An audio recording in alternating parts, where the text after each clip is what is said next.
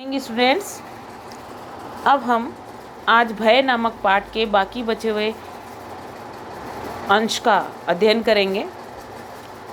लेखक ने स्पष्ट किया कि जैसे जैसे मनुष्य बड़ा होता है वैसे वैसे वह अपनी भय को समाप्त करता हुआ चलता है। भय की इस वासना का परिहार क्रमशः होता चलता है।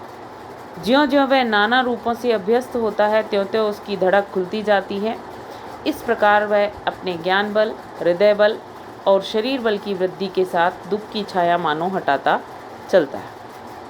कि लेखक का मानना है कि जैसे जैसे मनुष्य का शारीरिक मानसिक विकास होता है वह संसार के अनेक रूपों से परिचित होता है और उन रूपों से परिचित होकर उनकी समस्याओं का समाधान ढूंढने का प्रयास करता है और वह समाधान अपने ज्ञान, हृदय और शरीर बल की ताकत के द्वारा अपने जीवन में आने वाले दुखों को हटाता चलता है।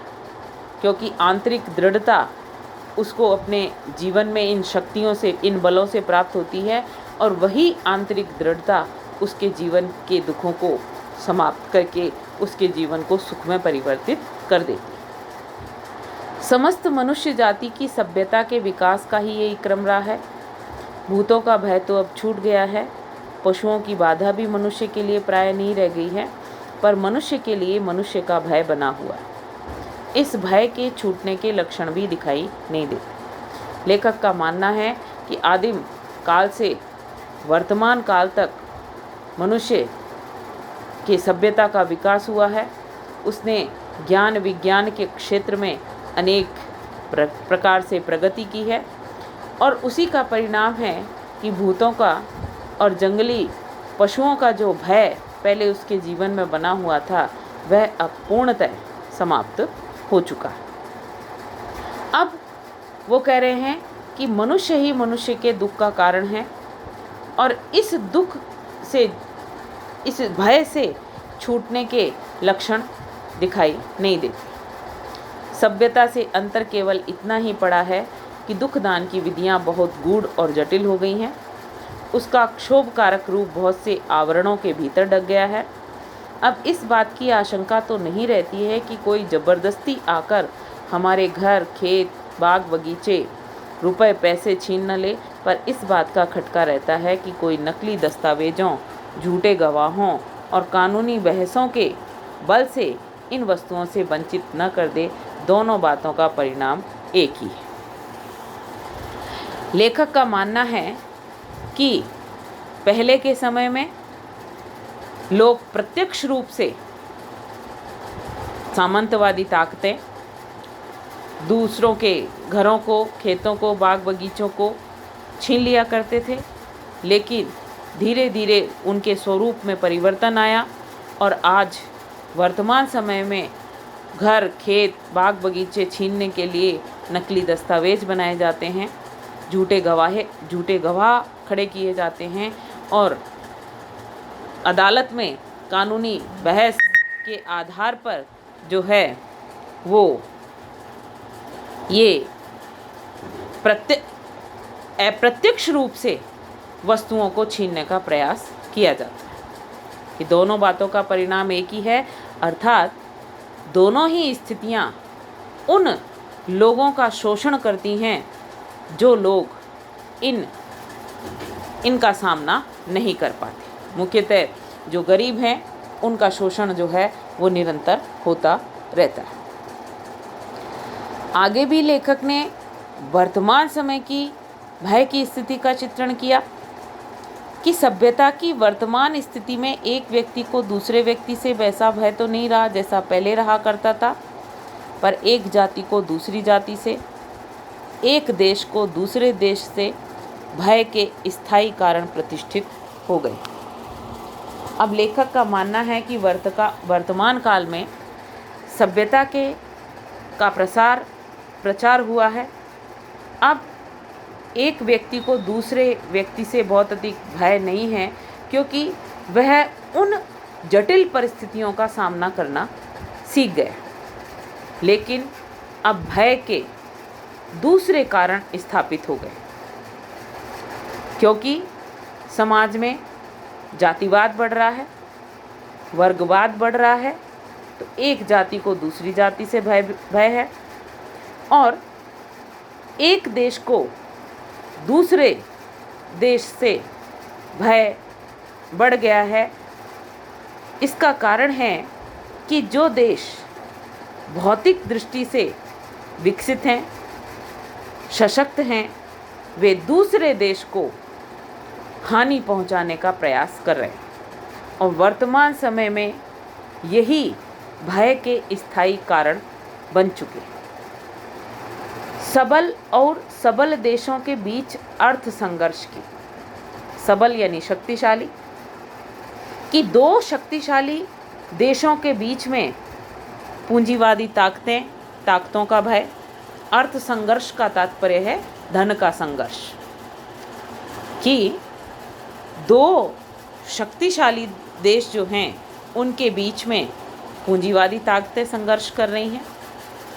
सबल और निर्बल देशों के बीच अर्थ शोषण की प्रक्रिया अनवरत चल रही है, एक क्षण का विराम नहीं। उसी प्रकार जो देश शक्तिशाली हैं वे अपने से कमज़ोर और निर्बल देशों का आर्थिक शोषण कर रहे हैं और यह प्रक्रिया अनवरत यानी लगातार चल रही है, निरंतर चल रही है और इसमें एक क्षण का भी विराम नहीं। कहने का तात्पर्य है कि जो देश बहुत अधिक शक्तिशाली हैं, समर्थशाली हैं, वो अपने से कमज़ोर देशों पर वर्चस्व स्थापित करने का प्रयास करते हैं और इस वर्चस्व स्थापित करने के प्रयास में वो हर संभव आर्थिक हानि पहुंचाने का प्रयास निरंतर जो है अपने से कमज़ोर देशों का करते चले जा रहे हैं। इस सार्वभौम वणिक वृत्ति से उसका अनर्थ कभी न होता यदि छात्र वृत्ति उसके लक्ष्य से अपना लक्ष्य अलग रखती, पर इस युग में दोनों का विलक्षण सहयोग हो रहा है। वर्तमान अर्थोन्माद को शासन के भीतर रखने के लिए छात्र धर्म के उच्च और पवित्र आदर्श को लेकर छात्र संघ की प्रतिष्ठा आवश्यक। यहाँ पर लेखक कहना चाहते हैं सार्वभौम यानी सभी जगह विद्यमान। वणिक वृत्ति का तात्पर्य होता है व्यापारिक नीतियाँ। यहाँ पर वणिक वृत्ति का आशय ले सकते हैं स्वार्थ प्रवृत्ति। छात्र वृत्ति का अर्थ है क्षत्रिय नीतियाँ या शासन करने वाले लोग। वो कह रहे हैं कि जो ये अर्थ शोषण की प्रक्रिया चल रही है, लोगों के बीच धन को प्राप्त करने का अहंकार चल रहा है, ये इसका प्रमुख कारण है कि वर्तमान समय में जो व्यापारिक नीतियां हैं वो शासन करने वाली नीतियों से मिल गई। कि सार्वभौम वणिक वृत्ति का अनर्थ कभी न होता यदि छात्र वृत्ति उसके लक्ष्य से अपना लक्ष्य अलग रखती। कि वर्तमान समय में जो शासन करने वाली नीतियां हैं और व्यापार करने वाली नीतियां हैं वो दोनों अलग अलग नहीं हैं, दोनों एक हो गए हैं और इस युग में दोनों का अनोखा विलक्षण अनोखा सहयोग देखने को मिल रहा है। इसीलिए जो विश्वव्यापी स्वार्थ से परिपूर्ण व्यापारिक नीतियां हैं वो दूसरों को हानि पहुंचाने का प्रयास कर रही, क्योंकि एक राष्ट्र की विचारधारा दूसरे राष्ट्र की विचारधारा से संबंध नहीं रखती। तो ऐसी स्थिति में जो राष्ट्र शक्तिशाली हैं, संपन्न हैं, वो अपने से कमज़ोर राष्ट्र पर अपना अधिकार स्थापित करने का प्रयास कर रहे हैं। और ये इस कारण हो रहा है कि शासन करने वाले लोग ही व्यापार करने लगे हैं। कि पहले के समय में शासन करने वाले लोग अलग थे, यानी छात्र वृत्ति अलग थी, वणिक वृत्ति यानी व्यापार करने वाले लोग अलग थे।